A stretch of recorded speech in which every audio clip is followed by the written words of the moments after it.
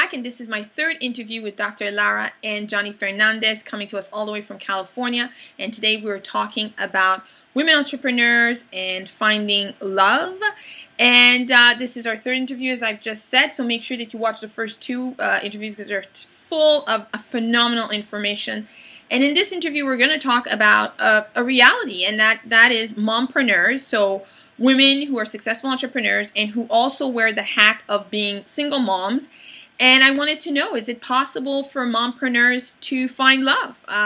So Dr. Lara and Johnny, I'll ask you that question because let's face it, you know, we're looking at a business, we're looking at kids, after school activities, perhaps an ex-husband, perhaps ex-in-laws. And now, how are we supposed to go out there and find somebody else to integrate in all of this big mix that we already have going? All right. Well, it is real. That is real, all the pressures that are on single moms out there. So I just want to commend you all for what you're doing. You're rock stars, and you are the bedrock of our world, raising kids and doing it on your own. My gosh, it's amazing. And I want to say that both Johnny and I, we work with single mompreneurs. We work with a lot of them, and we help them really keep love as a priority, even in all the mix of their busy lives, by the work that we do. I actually remember that feeling of I wasn't a single mom, but I was single, and I was an entrepreneur, and that was a lot. And I remember this feeling of having to do it all by myself. I remember that feeling. I was raised by a single mom, so I know what she went through. And building my business, I was practicing as a chiropractor, and I was building my chiropractic practice.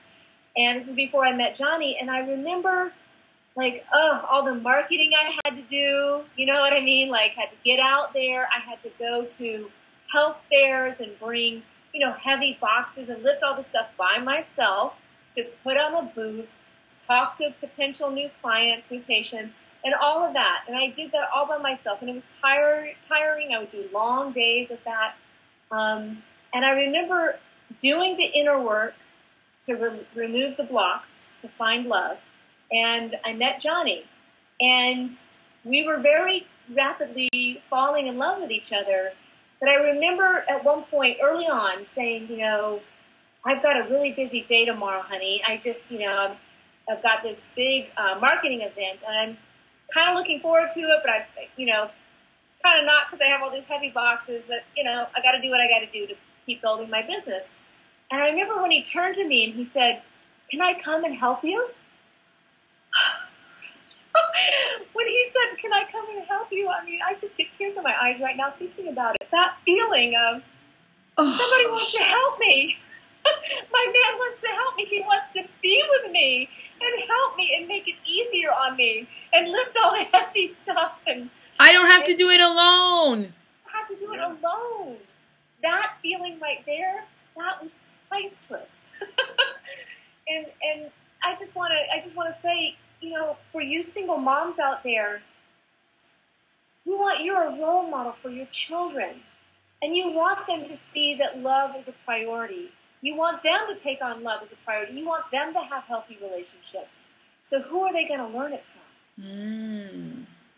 Very good point. It needs to raise even higher than the women who are not single moms, just single, It needs to raise even a little bit higher in your priority scale. You're doing this for your kids. You're doing this to show them a healthy relationship, that love is possible, because don't you want them to have what you have and more?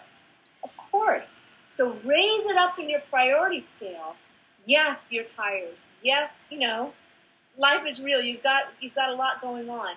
And you can raise it enough in your priority scale that you can attract love. We see it all the time with our clients. Well, I'm a little interested and intrigued by that because, and again, I'm assuming here, so perhaps I'm wrong. You are the professionals, but single moms who are juggling so much already.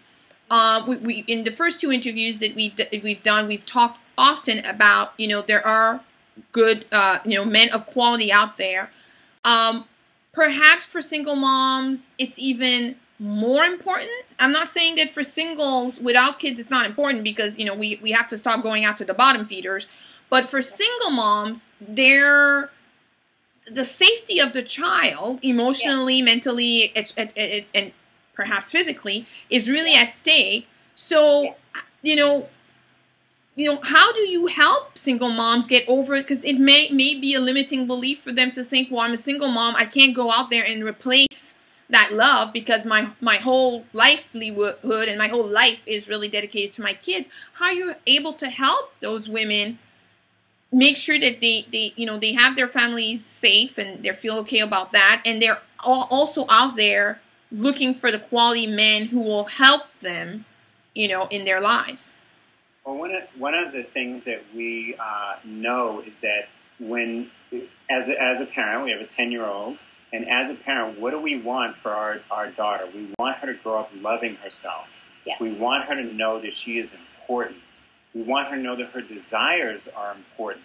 She wants to be a painter. She wants to be an artist. She wants to be a vet. She wants to be a teacher. Kind of shifts and changes, right?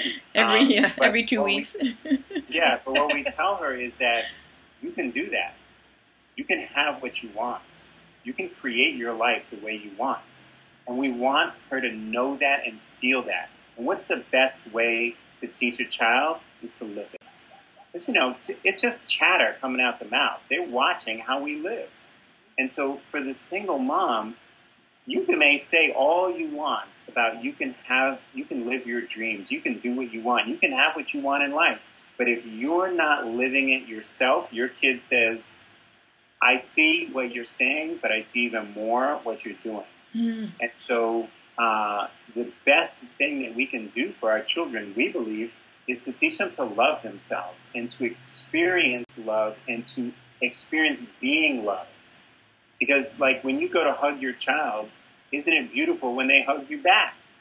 But if they are pushing you away, that's a pattern that we get into. Both of us were raised by moms who were primarily single and had some crummy relationships in between that, but basically primarily single. And so the work that we did to overcome those barriers, to overcome those beliefs, those consciousness patterns, really is a lot of work. And I sure would like to have my child have less work to be able to find love in her life. And so as a single mom, you're doing it for yourself and you're doing it for your child. And the best thing you can do, our clients say that their children are transformed by seeing them love themselves, by seeing them treat themselves well. Their children are transformed. They find they don't have to yell at them so much and try to make them do stuff, because the child feels inspired, because they feel like, I'm important. How do I know I'm important? Because I see you, Mom, modeling for me that you're important. Mm. And so we see so many things transform in those families, and then it ripples out to the grandparents, the cousins, because when someone loves themselves enough to invest time, energy, and money into themselves and to shift their beliefs about, what isn't working and what isn't good, things start to transform in the entire family. And do you find that it's different working with singles, females, as opposed to single moms in terms of the time? Obviously, we all find that there's not enough time in a day, but it's a reality for single moms just because they have so much that they're juggling with. So when it comes to making that time to make love a priority, have you found that it's different working with the single moms? I think what you said is the thing. Everybody kind of feels like there's not quite enough time, and so we know that you're going to make time, and you are making time for what's a priority.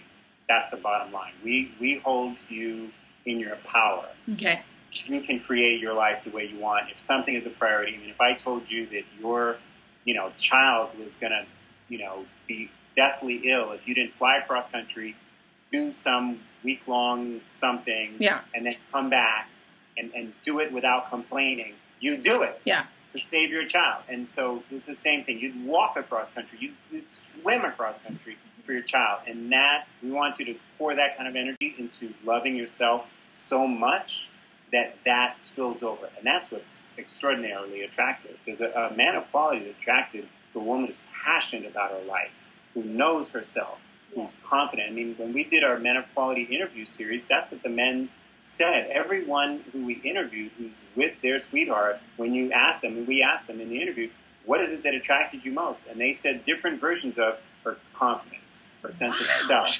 her knowing herself. That's what's most attractive. Not, I mean, a 20-year-old maybe is attracted to, I don't know, you look hot, but, a 20-year-old, you don't know yourself. We're talking about grown-ups here. Interesting. Sorry to interject quickly. It's interesting that you said that you interviewed men of quality and that they said that they were looking for women who are confident. Again, another limiting belief that men don't want women who know what they what they want in life, and that's exactly the contrary that you're saying, that these men are attracted to the fact that these women knew themselves and knew what they wanted. So that's really exciting. Sorry, Dr. Lara, I interrupted. That's okay. I mean, what I was going to say is you fill your cup up first. Fill your cup up so it's overflowing, so then you can give to everybody even more, and without draining yourself. And that's exciting. What we support our women in the programs that they join us in. We offer programs and courses, and that's what they do. And everything in their life gets better. That's exciting. That's really exciting. So the good news here in this conversation is that single moms can find love. They can find men of quality, and actually, it so happens that based on the clients that you've had, when they do find love and find men of quality, a lot of the other relationships in their lives and the relationship that they have with their kids or their kids themselves flourish in the process. So that's really exciting. Dr. Lara, you just talked about the fact that, we have courses and we have programs. So I'm definitely going to make sure that people have a link right below this player so that if they are single moms themselves and they are looking for love, and they may want to get over a lot of the limiting beliefs that have been holding them back from finding that men of quality, then they actually know who to go for help and support. Actually, it's more than help. You're there really to support people. Absolutely. Excellent. Well, thank you so very much. This has been phenomenal. I've learned a lot. I'm sure people have learned a lot. And I think the message here is that men of quality do exist. Yes. Thank you so much for having us here. Thank you.